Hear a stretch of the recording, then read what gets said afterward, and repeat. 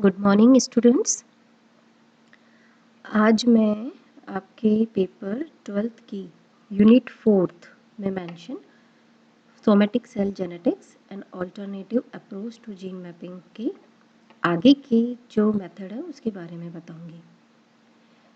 तो पिछले वीडियो में हमने देखा कि सोमेटिक सेल जेनेटिक्स में ह्यूमन एंड रोडेंट सेल यानी कि मानव व चूहे की कोशिका को सेंडाई वायरस की प्रेजेंस में फ्यूज़न कराया जाता है, जिससे हेट्रोकैरियोन या हाइब्रिड सेल प्रोड्यूस होती है, जिसमें एक ही कोशिका में ह्यूमन व माउस क्रोमोसोम्स होते हैं तथा आगे इन्हें कल्चर करने पर सक्सेसिव डिविजन्स होते रहते हैं और इस हाइब्रिड सेल में ह्यूमन क्रोमोसोम की संख्या लगातार घटती रहती है। इससे ह्यूमन क्रोमोसोम एनालिसिस इजीली हो जाता है तथा हम आगे मैपिंग कर सकते हैं। अब हम आगे देखेंगे कि अब इस प्रोसेस के थ्रू मैपिंग कैसे होती है। सबसे पहले हम देखेंगे कि जीनोम मैपिंग कैसे होती है। नॉर्मली जो क्रोमोसोम मैपिंग है उसमें क्रोमोसोम पर जीन्स की लोकेशन, आइडेंटिटी एवं क्रोमोसोम पर उनके बीच की दूरी का पता लगाया जाता है। जेनेटिक मैपिंग में मियोसिस के दौरान होने वाले रिकॉम्बिनेशन या क्रॉसिंग ओवर के थ्रू जीन्स की लोकेशन का पता लगाया जाता है तथा उससे ये पता चलता है कि कौन कौन से जीन्स लिंक्ड है। सोमेटिक सेल में बिकॉज जर्म सेल नहीं होती है, वेजिटेटिव सेल होती है, वह डिप्लॉयड हाइब्रिड सेल होती है, तो यहाँ मियोसिस नहीं होगा, केवल माइटोसिस ही होता है। This implies the fusion of hybridization between two somatic cells, which a mechanism that does not involve sexual fertilization. इस प्रोसीजर में ग्रोइंग कल्चर्ड हाइब्रिड सेल का यूज होता है। ये जो हाइब्रिड सेल बनी है वह म्यूटेंट है, मतलब इसमें नॉर्मल सेल से वेरिएशन मिलेंगे। इस कारण से कुछ फंक्शंस भी लॉस्ट हो चुके हैं क्योंकि क्रोमोसोम की संख्या में कमी आ गई है।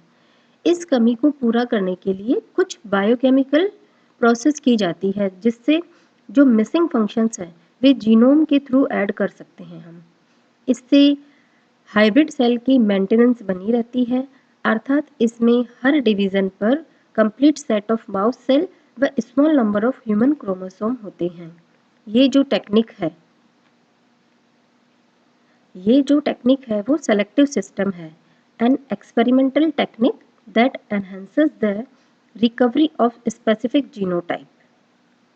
इस हाइब्रिड सेल्स में कुछ डीएनए ऐड करने पड़ते हैं, जो कि या तो डी नोवो पैथवे जिसमें कि कॉम्प्लेक्स सब्सटेंस से सिंपल मॉलिक्यूल्स का फॉर्मेशन होता है का यूज किया जाता है, या फिर साल्वेज पैथवे अपनाया जाता है। What is salvage pathway? Which is a pathway in which a biological product is produced from intermediate in the degradation pathway of its own or a similar substance in which nucleotides purine and pyrimidine are synthesized from intermediate degradative pathway. Hybrid cell culture के दौरान जो भी basis and nucleosides degrade हुए हैं या घटे हैं वो इस पैथवे में फॉर्मेट होते हैं। इस सेलेक्टिव टेक्निक में कुछ केमिकल्स होते हैं, जैसे कि अमीनोप्टेरिन का यूज़ किया जाता है, जो कि डी नोवो सिंथेसिस को ब्लॉक करके साल्वेज पैथवे को स्टार्ट करती है। डी नोवो पैथवे को ब्लॉक हमें इसलिए करना पड़ता है क्योंकि उससे जो कॉम्पनसेट नहीं हो पाते, जो हमको डीएनए ऐड करने होते हैं वो कॉम्पनसेट नहीं हो पाते हैं। कॉम्पनसेट किसके थ्रू होंगे? साल्वेज पैथवे, क्योंकि इसमें प्यूरिन पैरामिडिन ऐड हो सकते हैं इजीली। इसके लिए जो दो इसेंशियल साल्वेज एंजाइम है, अब इसके लिए क्योंकि डीएनए के लिए प्रिकर्सर एंजाइम चाहिए, तो कौन कौन से हैं? थाइमिडीन काइनेज, शॉर्ट में इसे हम कहेंगे टीके का ही यूज करेंगे हम आगे भी। And second is hypoxanthine guanine phosphoribosyl transferase, अब शॉर्ट में इसे कहेंगे HGPRT। ये दो एंजाइम हैं जो कि हमारे काम आएंगे। तो अब हम देख सकते हैं कि थाइमीन ये जो फर्स्ट मॉलिक्यूल है जिससे कि आगे क्या बनेगा, डीएनए का प्रिकर्सर।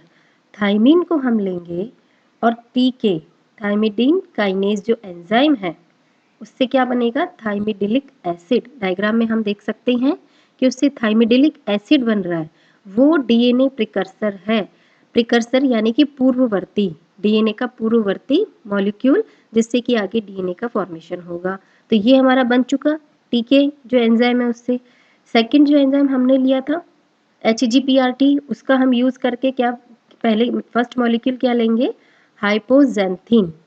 हाइपोजेंथिन हम लेंगे, HGPRT एंजाइम के रूप में यूज आ रहा है, उससे बनेगा आइनोसिनिक एसिड जो कि एक डीएनए प्रिकर्सर है। इससे हम प्यूरिन और पायरिमिडिन का संश्लेषण करेंगे। माउस सेल जेनेटिकली टीके यानी कि थाइमिडीन काइनेज बनाने में असमर्थ है क्योंकि उसके क्रोमोसोम के दोनों ही अलील जो कि डोमिनेंट रिसेसिव होते हैं वो टीके डेफिशिएंट है। जहाँ भी टीके माइनस लिखा हुआ है इसका मतलब वो एब्सेंट है उसमें। जो माउस क्रोमोसोम है, आप नीचे जो रिएक्शन दे रखी है उसमें देखो, माउस और ह्यूमन की क्रोमोसोम की जो मैपिंग है उसको आप देखो, उसमें दिख रखा है कि माउस सेल तो क्या है, टीके जो दोनों अलील है वो एब्सेंट है। अगर एक भी अलील के एक भी जीन में अगर ये पॉजिटिव होता यानी प्लस होता तो पॉसिबिलिटी थी कि ये टीके बना सके, लेकिन दोनों ही क्रोमोसोम में टीके से रिलेटेड कोई एंजाइम नहीं है तो वो टीके डेफिशिएंट है या होमोजाइगस है। होमोजाइगस का मतलब ही यही है कि जो दोनों अलील है वो टीके डेफिशिएंट है। वहीं दूसरी ओर मानव कोशिका HGPRT बनाने में असमर्थ है, अर्थात होमोजाइगस है वो भी, उसके भी दोनों अलील HGPRT के लिए होमोजाइगस है यानी दोनों ही अलील नहीं बना सकते, डेफिशिएंट है। आप इसमें रिएक्शन में देख सकते हैं नीचे कि माउस सेल जो है टीके टीके माइनस है यानी डेफिशिएंट है, और जो माउस सेल HGPRT एलील दोनों ही एलील है, इसके लिए प्रेजेंस के लिए होमोजाइगस है। और ह्यूमन के दोनों चीज़ अपोजिट हो रही है, इन दोनों का अपोजिशन है। तो क्योंकि दोनों में से प्रत्येक में कोई एक एंजाइम एब्सेंट है, माउस में तो टीके एब्सेंट है, ह्यूमन में HGPRT एब्सेंट है, और डीएनए के सिंथेसिस के लिए इन दोनों का होना ही आवश्यक है। कम से कम एक तो पॉजिटिव होता लेकिन दोनों ही नेगेटिव है, तो न तो अकेले माउस कोशिका और न ही अकेले ह्यूमन कोशिका डीएनए बना सकती है। इसलिए हाइब्रिड सेल्स में जिसमें कि दोनों सेल्स के क्रोमोसोम्स होते हैं दोनों एंजाइम बना लेती है, because TK positive allele complements the HGPRT plus allele. TK की कमी को HGPRT से पूरी हो जाती है, दोनों ही मिक्स है तो टीके की कमी है तो टीके ह्यूमन के पास है, HGPRT ह्यूमन के पास कमी है तो माउस के पास है, इसलिए मिक्सचर होना उनका ज़रूरी है। हाइब्रिड सेल कल्चर में धीरे धीरे ह्यूमन क्रोमोसोम घटते जाएंगे, उनकी संख्या बनी रहे इसके लिए कल्चर मीडियम में हाइपोजेंथिन, थाइमिनोप्टेरिन, थाइमिडीन यानी कि HAT मीडियम, इसके जो मीडियम है इनका डीएनए सिंथेसिस का वो हैट मीडियम कहलाता है, जिसमें H से है हाइपोजेंथिन, A से है अमीनोप्टेरिन और ये T से है थाइमिडीन मीडियम होना चाहिए। इस हाइब्रिड सेल में कम से कम एक ह्यूमन क्रोमोसोम ऐसा होना चाहिए जिसमें कि टीके प्लस अलील हो। संख्या में कम होने से ह्यूमन क्रोमोसोम माउस क्रोमोसोम को माइक्रोस्कोप में आसानी से हम अंतर कर सकते हैं। क्रोमोसोम को क्विन एक्रीन या जिम्सा से स्टेन करेंगे जिससे क्रोमोसोम बैंडिंग शो होती है। इस पैटर्न में कई बैंडिंग वेरिएशन या साइज में वेरिएशन का पता चलेगा तो हम आसानी से ह्यूमन क्रोमोसोम को डिटेक्ट कर सकते हैं। अब हम क्रोमोसोम पर जीन की स्थिति का पता लगा सकते हैं, इसके लिए जीन मार्कर का यूज करेंगे। मार्कर जीन वो है जिसमें कि नॉन डीएनए सीक्वेंस का एक छोटा सेगमेंट होता है या बड़ा भी हो सकता है, ऐसा मार्कर जो कि सेल सरफेस एंटीजन हो। अगर जैसे मान लो हमारे पास कोई ऐसी डीएनए नॉन सीक्वेंस हो जिसमें कि सेल सरफेस एंटीजन हो, ड्रग रेजिस्टेंस हो, कोई स्पेसिफिक प्रोटीन हो या डीएनए मार्कर हो, उसे हम हाइब्रिड सेल क्रोमोसोम के डीएनए सेगमेंट से पता लगा सकते हैं कि वो जो मार्कर है उसका उससे रिलेटेड यानी कि उसका को रिलेटेड डीएनए सेगमेंट उस क्रोमोसोम में, उस हाइब्रिड सेल के क्रोमोसोम में प्रेजेंट है या नहीं। तो हम ये पता लगा सकते हैं कि हाँ इसमें भी ये क्रोमोसोम्स के जेनेटिक कंपोजिशन इसमें है। हम इस टेबल में देख सकते हैं कि प्लस मीन्स प्रेजेंस और minus means absent. Genetic marker 1 and 3 always present or absent together. Thus, we can conclude that they are linked. The presence or absence of genes 1 and 3 is correlated with the presence or absence of chromosome 2. So we can assume that these genes are located on chromosome 2. Large number of human genes have now been localized to a specific chromosome in this way. 1 and 3 आपको दिख रहे होंगे, जब 1 and 3 है तो वो chromosome 2 पे है, इस पे हम ये पता लगा सकते हैं जेनेटिक मार्कर से। अब हम मैपिंग कैसे करेंगे? तो मैपिंग के लिए हमको ये पता चल चुका है कि 1 एंड 3 क्रोमोसोम हमेशा साथ में आ रहे हैं, और जब ये दोनों साथ में आ रहे हैं यानी कि लिंक्ड है और साथ में आ रहे हैं तो क्रोमोसोम 2 भी शो हो रहा है। ये देखिए, तो क्रोमोसोम 2 भी शो हो रहा था, इसका मतलब ये हम ये अज्यूम कर सकते हैं कि जो 1 एंड 3 जीन्स है वो क्रोमोसोम नंबर 2 पे स्थित है। तो एक चीज़ हमको ये पता चल गई। ऐसे ही कई प्रकार के जीन्स हैं जिनकी क्रोमोसोम पे हम स्थिति स्पष्ट कर सकते हैं। अब मैपिंग कैसे करेंगे? जो कि 2 तरीके से कर सकते हैं। First is chromosome mediated gene transfer. इसमें इंडिविजुअल क्रोमोसोम सैंपल को फ्लोरोसेंस एक्टिवेटेड क्रोमोसोम सॉर्टिंग के थ्रू FACS फैक्स, क्या इसका फुल फॉर्म क्या है? Fluorescence activated chromosome sorting, isolate किए जाते हैं। इस प्रोसीजर में मेटाफेज क्रोमोसोम को 2 डाई से स्टेन कराया जाता है, यानी कि रंजक से स्टेन कराएंगे, जो कि एक AT रिच रीजन से दूसरी GC रिच रीजन से बाइंड हो जाती है। क्या मतलब है AT रिच रीजन और GC रिच रीजन? यानी कि क्रोमोसोम के वो भाग जहाँ पे AT यानी कि एडेनिन एंड थाइमिन की प्रचुरता हो, और दूसरा रीजन G और C गुआनिन एंड साइटोसिन की अधिकता हो। तो वो डाई हम ऐसी लेंगे कि जो कि एक तो एडेनिन थाइमिन की अधिकता वाले क्षेत्र में रंजक पैदा करें, दूसरा GC रिच रीजन से बाइंड हो जाती है। सेल्स को डिसरप्ट किया जाता है, यानी उसको पूरी उसकी जो स्ट्रक्चर है उसको पूरा अपन डिसरप्ट करेंगे ताकि पूरे क्रोमोसोम लिक्विड सस्पेंशन में फैल जाए। क्रोमोसोम क्योंकि कंडेंस्ड होते हैं, आपस में इस तरीके से गुथे हुए रहते हैं, तो उसको डिस्टर्ब करना जरूरी ताकि उसकी एक्चुअल स्थिति का पता लगा सके। इस लिक्विड सस्पेंशन को स्प्रे कराया जाता है, जिसमें प्रत्येक स्प्रे ड्रॉपलेट में एक क्रोमोसोम होता है। लिक्विड बन गया तो हम उसको आसानी से स्प्रे कर सकते हैं। स्प्रे करने के बाद तो हम इसको जब स्प्रे करेंगे तो ड्रॉपलेट बनेगी। ड्रॉपलेट एक जो माइन्यूट ईच ड्रॉपलेट रहेगी वो ईच क्रोमोसोम को रिप्रेजेंट करेगी। फिर इस स्प्रे पर लेजर बीम, ये अब डायग्राम में देखो आप, सैंपल ले लिया, ड्रॉपलेट बना ली। अब इस लेजर बीम पास की जाती है जिससे फ्लोरेसेंस या प्रतिदीप्ति निकलती है। प्रत्येक क्रोमोसोम अपनी खुद की फ्लोरेसेंस सिग्नल प्रोड्यूस करता है जिसे कि इलेक्ट्रॉनिकली रिकॉग्नाइज कर लिया जाता है। फिर इस स्पेसिफिक क्रोमोसोम सैंपल को रोडेंट सेल के साथ फ्यूज कर देंगे। होल जीनोम और whole chromosome fragment become incorporated into the rodent cell. अब जो ह्यूमन फ्रेगमेंट्स है वह ह्यूमन मार्कर के बीच कोरिलेशन चेक किया जाएगा।